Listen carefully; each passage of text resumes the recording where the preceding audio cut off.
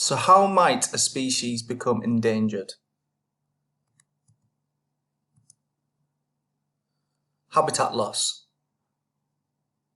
We've looked at habitats before. We looked at it last week and what it was. So a loss of habitat is, as forests and wild areas are cleared to make way for humans, many habitats are destroyed, leaving animals and plants homeless.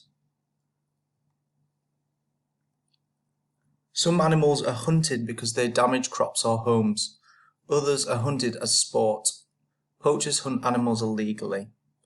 So rhinos, for example, are killed because people want their horns to sell.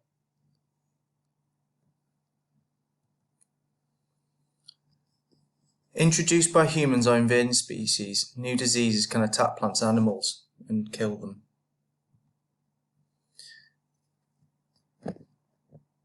And climate change. Weather becomes more extreme, unpredictable, and varied with climate change.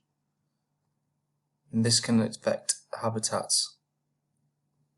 So because the climate's changing so quickly, the animals can neither adapt, or for example with flooding, they're unable to survive in these new climates.